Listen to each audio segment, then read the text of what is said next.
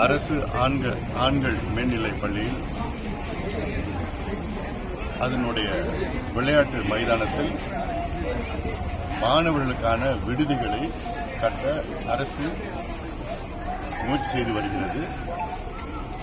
அதற்கேற்ப இன்று 60 ஆண்டு காலமாக இருந்த மிகப்பெரிய மரங்களை இன்று வெட்டியிருக்கின்றார்கள். ஒன்று, விளையாட்டு மைதானம் என்றாலே அது விளையாடுவதற்காகத்தான் பயன்படுத்த வேண்டும். இந்த காலகட்டத்தில் தமிழ்நாட்டில் உள்ள பள்ளிக்கூடங்களில் விளையாட்டு மைதானமே கிடையாது. அப்படி மிகப்பெரிய ஒரு விளையாட்டு மைதானம் இந்த திட்டக்குடி அரசு ஆண்கள் மேல்நிலைப் பள்ளியிலே காலகாலமாக இருந்து வருகிறது. இதை அழித்து இங்கே இந்த இடத்தில்தான் மாணவர்கள் விடுதிகள் கட்ட வேண்டுமா? வேறு இடமே கிடையாது. இதை நாங்கள் வன்மையாக கண்டிக்கின்றோம். இந்த வேலைகளை அரசாங்கம் உடனடியாக நிறுத்த வேண்டும். இது ஒட்டுமொத்த அனைத்து தரப்பு மக்கள், அனைத்து கட்சிகளும் சார்ந்த மக்கள் இதை எதிர்க்கின்றார்கள். இது ஏதோ ஒரு சமுதாய பிரச்சனையே கிடையாது. விடுதிகளை வேற எங்கேயாவது கட்டுங்க. இந்த மைதானத்தில் ஆயிரக்கணக்கான மாணவிகள் தினந்தோறும் அங்கே விளையாடி கொண்டிருக்கின்றார்கள். அதாவது அந்த பள்ளிக்கூடத்தில் மட்டும் இல்லை, வெளியில் இருக்கிற பயிற்சி, நடைபயிற்சி செய்கின்றார்கள், உடற்பயிற்சி செய்கின்றார்கள். இது போன்ற இடங்களை நாம் பாதுகாக்க வேண்டும். மாறாக இதை அழித்து அது கட்டுகின்றோம், இதை கட்டுகின்றோம் என்றெல்லாம் சொல்வதை ஏற்றுக்கொள்ள முடியாது. தொடர்ந்து அரசு நடவடிக்கை எடுத்தால் பாட்டாளி மக்கள் கட்சி அனைத்து மக்களும் திரட்டி கடுமையான போராட்டங்களை செய்து நாங்கள் இதை தடுத்து நிறுத்துவோம். விடுதிகள் கட்டுங்கள். விடுதிகள் அவசியமானது, தேவையானது. ஆனால் அது விளையாட்டு மைதானத்தில் கட்டக்கூடாது. வேறு பகுதியிலே கட்டிக்கொள்ள வேண்டும். அது எங்களுக்கு பிரச்சனை கிடையாது. ஆனால் இந்த விளையாட்டு மைதானத்தை அப்படியே விட்டுவிட வேண்டும். இது ஆட்சியருக்கும் சொல்கின்றோம், அரசுக்கும் சொல்கின்றோம், அமைச்சர்களுக்கும் சொல்கின்றோம்.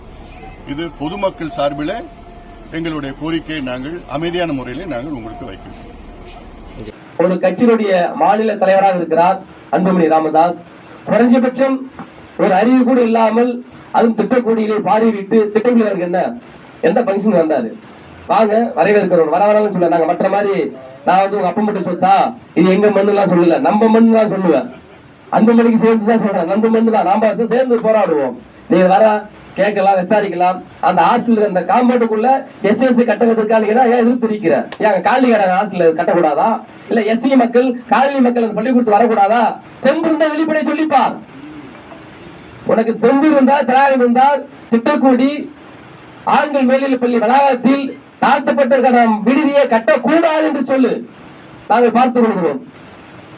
இங்கேயும் வந்து எல்லாத்தையும் ஜீரோ முடிஞ்சு போச்சு. இந்த திட்டங்கள் வந்து ஏதாவது பண்ணலான்னு பாக்குற ஆசா எடுப்படாது. இது அண்ணன் எழுச்சித்தவருடைய கோட்டை, என் தலைவருடைய தொகுதி. இது புரிந்து வைத்துக் கொள்ளுங்கள். தருமபுரியில உன வந்து கூட்டுக்கு அனுப்பிட்டாங்க. தருமபுரியே அனுப்பினாங்க. திட்டக்குள்ள பொறுப்பு வேணுமா? வேவாது. உனக்கு நான் பதில் சொல்லுகிறேன். என் தலைவர்லாம் பதில் சொல்ல வேண்டிய அவசியம் இல்லை. நீ எந்த இடத்துல கூப்பிடு, பிரசிமணி கூப்பிடு. நீ கேட்கிற கேள்வி நான் பதில் சொல்றேன், நீ கேட்டு நான் உனக்கு பதில் சொல்றேன். உன் மேல SC வழக்கு தொடரப்படும். பாத்துக்கோ, போராட்டம் நடத்துறியா நீ நடத்து. அதற்கு நான் போராட்டம் நடத்துறேன், தலைவர்ல கூப்பிட மாட்டேன். நீ போராட்டத்துக்கு வந்து நீ கண்டனப்பட்ட கண்டனவரை நடத்து. நான் மக்களை திட்டு நான் தான் கண்டனவரை. உனக்கு நான் தான் சரியா இல்லை. உனக்குமே தகவலாம் கூப்பிட்டு வச்சுலாம் நடத்த முடியல. ஆகவே மிக வன்மையா கண்டிக்கிறோம். இதெல்லாம் வந்து சாதி புத்தி. ஒரு பப்ளிக்ல ஒரு மீடியாக்ல சொல்றாரு, நாங்க ஹாஸ்டல் கட்ட விட மாட்டோம், எதிர்த்து இருக்கிறது என்னங்க கோழைத்தனம்? ஒரு தலைவர் சொல்ற வார்த்தை இது. ஆனா இதுக்கு பின்னாடி அரசியல் இருக்கிற தோழர்களே, அதுக்காக சொல்லி தீர்மானம் நிறைவேற்றிருக்கிறோம். அதை விடக்கூடாது. அந்த வளாகத்திலே தான் SSC ஹாஸ்டல் கட்ட வேண்டும். அதற்கான